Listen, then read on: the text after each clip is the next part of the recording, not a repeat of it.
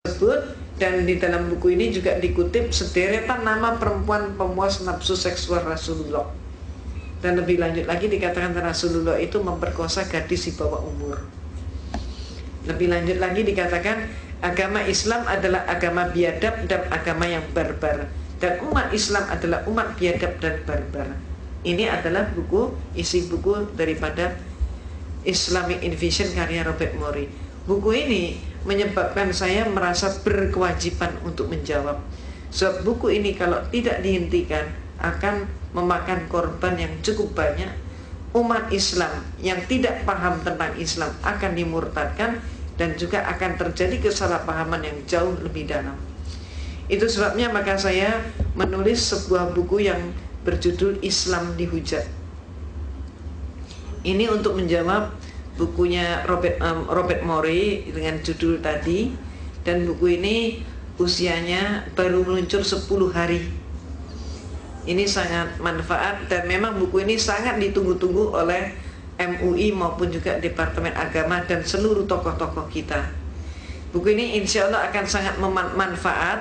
Banyak sekali tuduhan Robert Morey yang kita umat Islam tidak pernah berpikir bahwa akan ada tuduhan seperti itu. Contohnya termasuk antara lain, Robert Morey menyatakan Rasulullah SAW ketika akan meninggal panas atau demam tinggi. Nah, kemudian Robert Morey dengan liciknya dia memberikan berbagai argumentasi yang menyatakan saat itu sebetulnya demamnya Rasulullah itu disebabkan Rasulullah diracun oleh orang perempuan. Jadi meninggalnya Rasulullah itu karena diracun perempuan.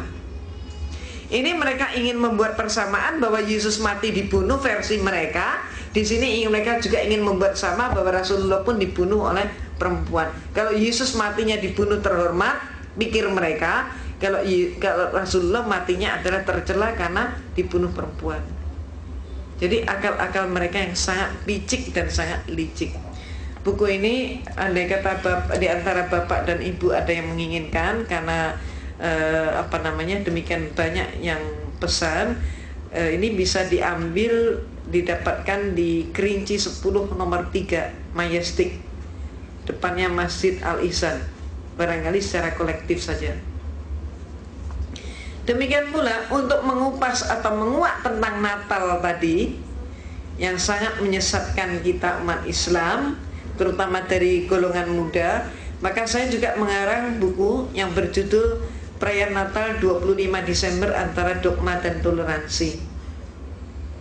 Buku ini sangat manfaat, dan alhamdulillah kebesaran Allah, keagungan Allah semata, buku ini alhamdulillah sudah cukup banyak menghantar orang Kristen menjadi Islam. Mereka setelah baca buku ini mereka menjadi sangat ragu, terguncang.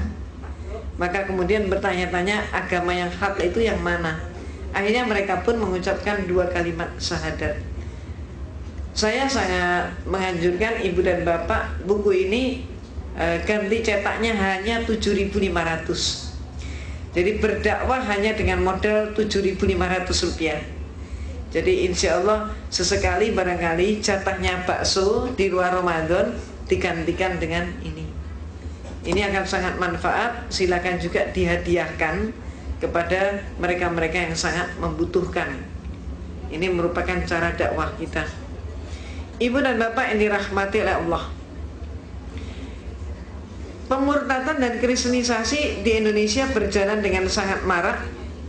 Karena itu sudah merupakan program dunia, dan itu bisa dilihat antara lain di majalah Times yang terbit Juni 2003. Times yang ini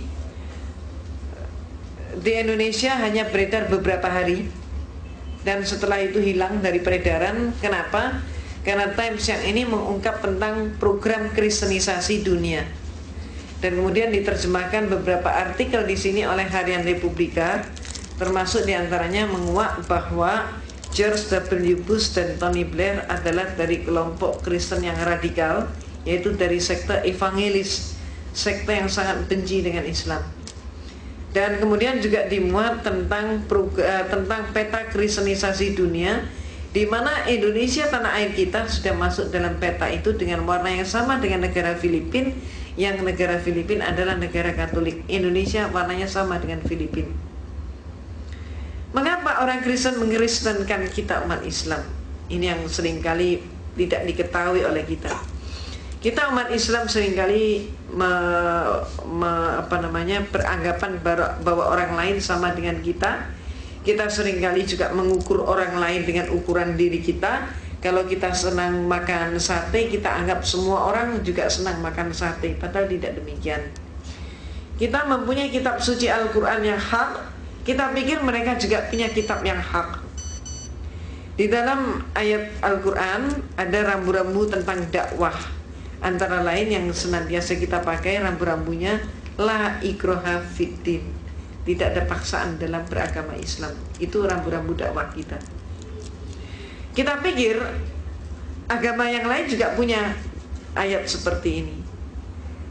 Antar umat beragama, maka ayat Allah yang mengatur adalah lakum dinukum waliyadin. Kita pikir mereka juga punya konsep toleransi yang sama dengan kita. Kenyataannya tidak demikian.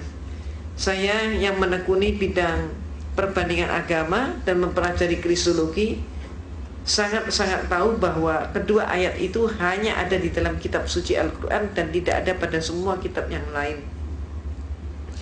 Yang ada pada Bible ayatnya bunyinya, carilah domba tersesat, kabarkanlah Injil ke seluruh penjuru dunia, dan jadikan seluruh penjuru dunia sebagai muridku. Jadi ayat ini kedudukannya sebagai ayat perintah, hukumnya wajib. Apa maksudnya ayat perintah dan hukumnya wajib?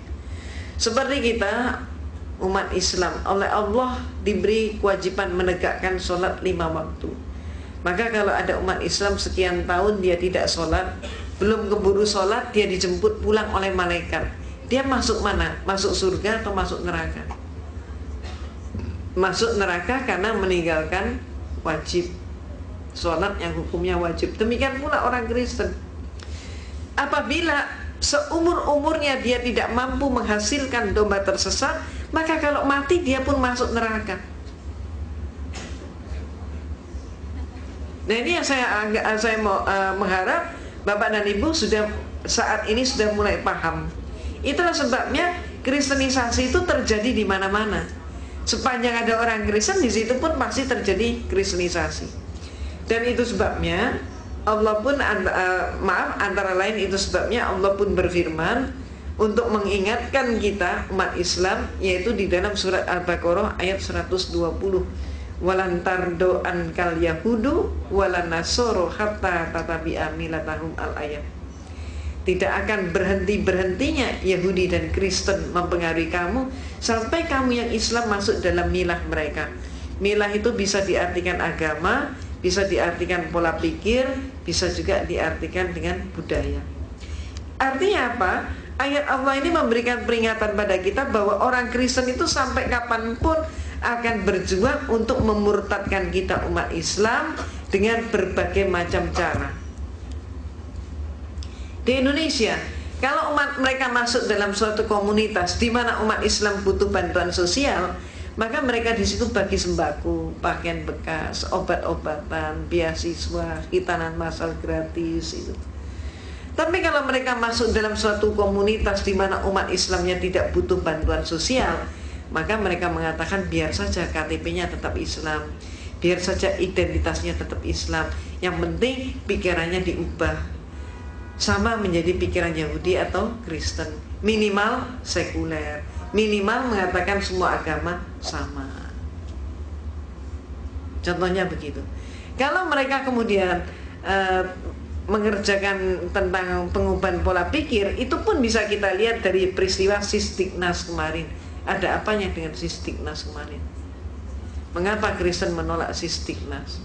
Ini terungkap dari sebuah majalah yang antara lain yang terbit di Amerika, majalah Fortune, Juli 2001.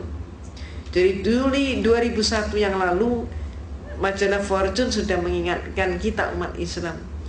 Cover depan majalah itu adalah James Riyadi. Titelnya James Riyadi, The Most Dangerous Man to Muslim. Apa bahayanya James?